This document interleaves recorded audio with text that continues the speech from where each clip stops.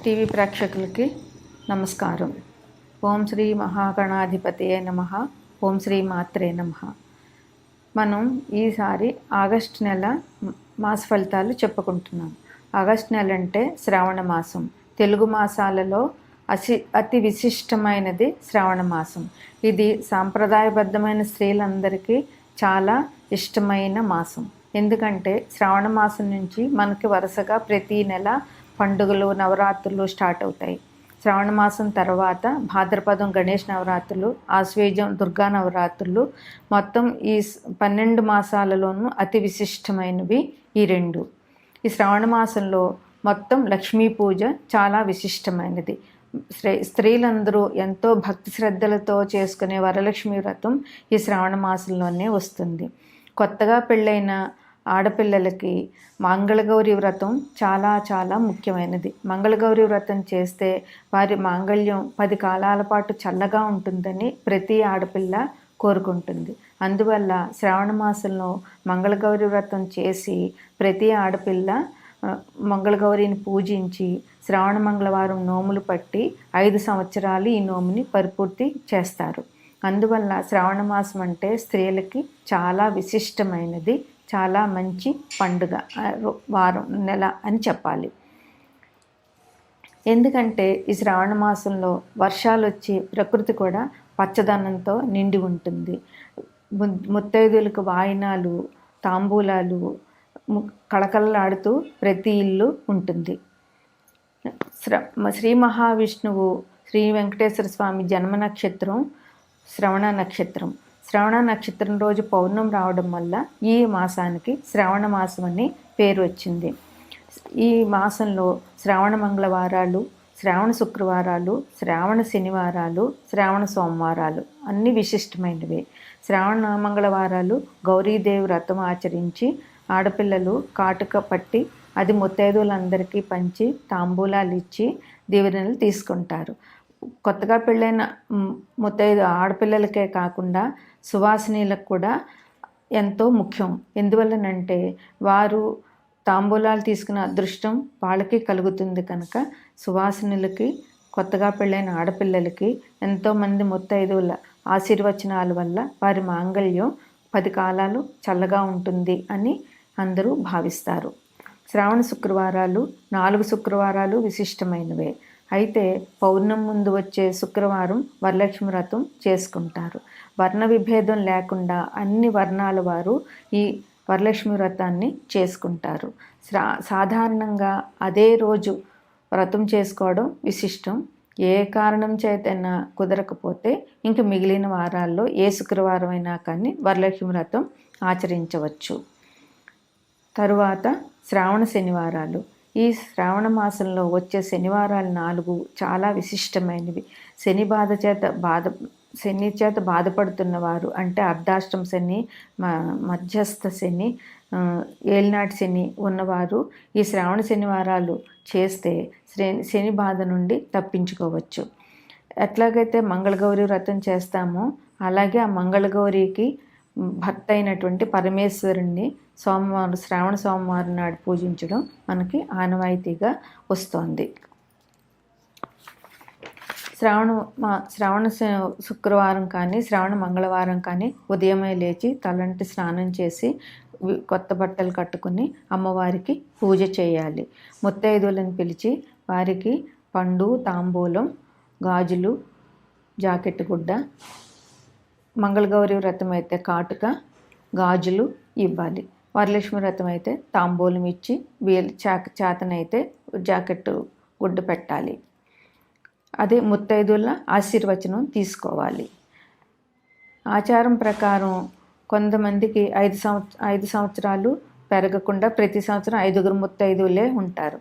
కొంతమంది ఆచారం ప్రకారం సంవత్సరానికి 5 ముత్తైదువులు చొప్పున మొదటి సంవత్సరం 5, రెండో సంవత్సరం 10 మంది, మూడో సంవత్సరం 15 మంది, 4వ సంవత్సరం 20 మంది, 5వ సంవత్సరం 25 మంది ముత్తైదువులు పెరుగుతారు.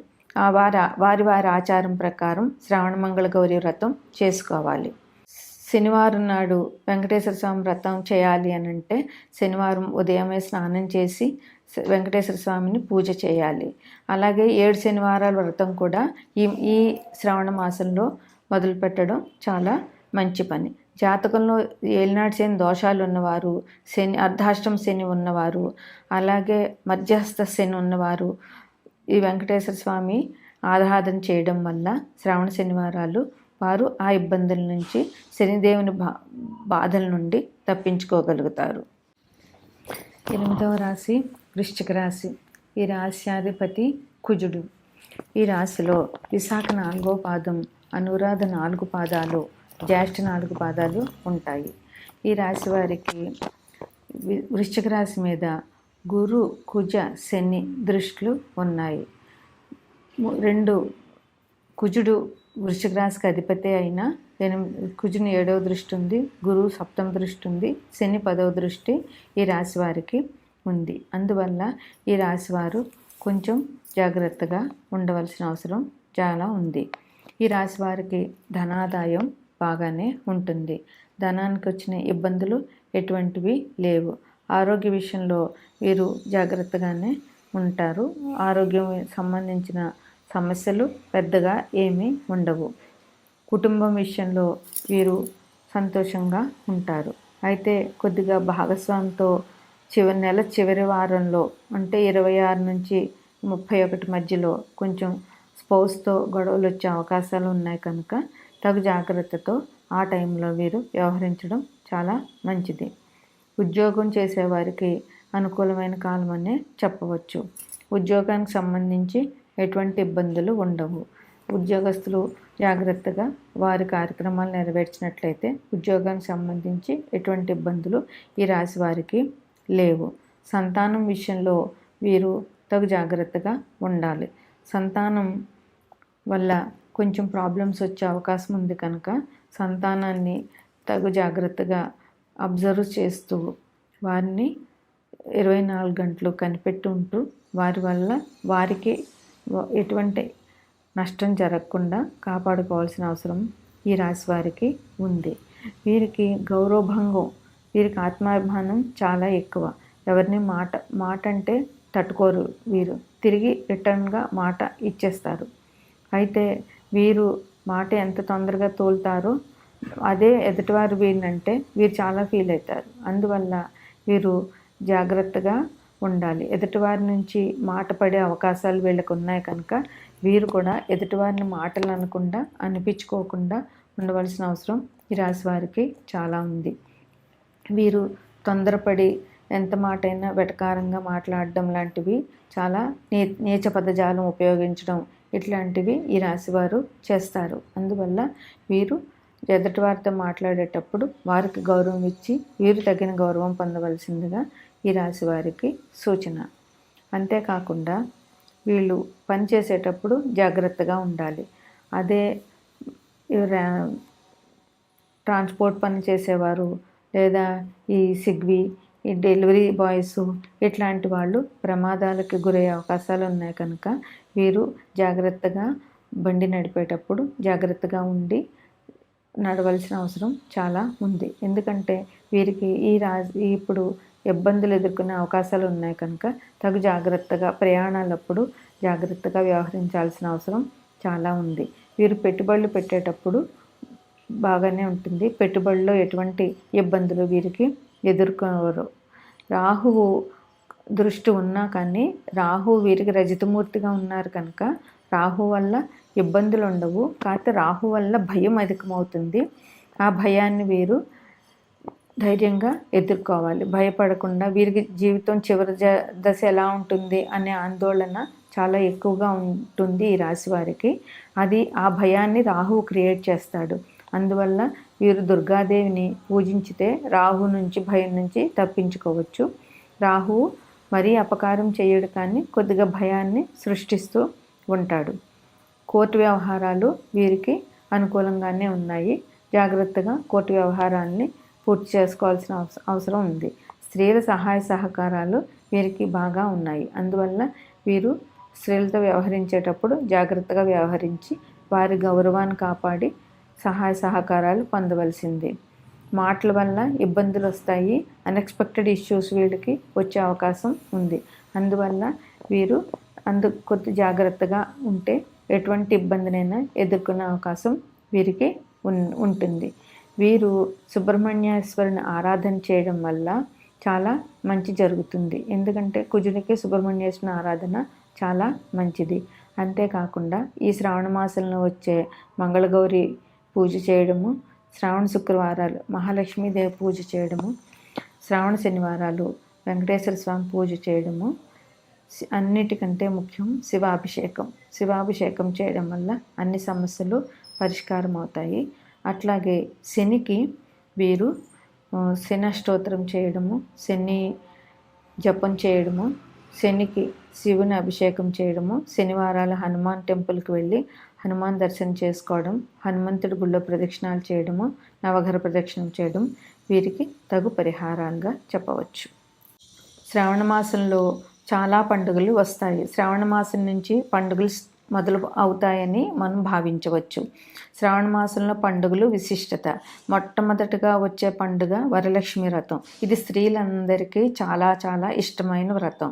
ఆ రోజు శక్తి కొలది బంగారం కొనుక్కొని, కొత్త చీరలు కొనుక్కొని అమ్మవారికి పెట్టి పూజ చేస్తారు. అలాగే సాయంత్రం ముత్తైదువులందరినీ పిలిచి వాళ్ళ శక్తి కొలది వాళ్ళు వాయినాలు ఇస్తారు.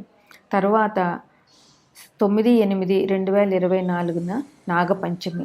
ఇక్కడ తెలంగాణలో వాళ్ళు ఈ నాగపంచమి రోజునే పుట్టలో పాలు పోసి నాగేంద్రుణ్ణి పూజిస్తారు.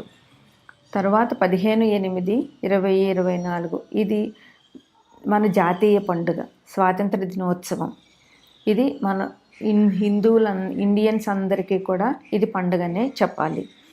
16/8 వరలక్ష్మి వ్రతం. 19/8 రాఖీ పౌర్ణిమ. దీన్నే జంధ్యాల పౌర్ణమి కూడా అంటారు.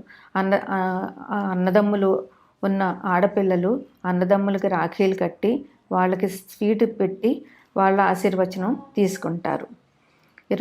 జంధ్యాల పౌర్ణమి అంటే బ్రాహ్మలు, రాజులు, వైశ్యులు వీరు వాళ్ళ జంధ్యాన్ని మార్చుకుంటారు. ఇది మగవారికి చాలా ముఖ్యమైన పండుగని చెప్పాలి.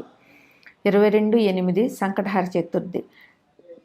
జీవితంలో కష్టాలు ఉన్నవారు సంకటహర చతుర్థి రోజునే ఉదయం నుంచి ఉపవాసం ఉండి సాయంత్రం 6 గంటలకి గణపతిని పూజ చేసి చంద్రుణ్ణి చూసి భోజనం చేయడం వల్ల వారికి ఉన్న కష్టాలన్నీ తీరిపోతాయి. సంకటహర చతుర్థి చాలా విశిష్టమైన వ్రతం.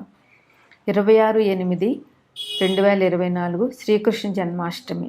శ్రీకృష్ణ జన్మాష్టమికి అందరూ కృష్ణుడి పాదాలు వేసి కృష్ణుడిని పూజించుతారు. ఇవి ఈ శ్రావణ మాసంలో వచ్చే పండుగలు, వాటి విశిష్టత.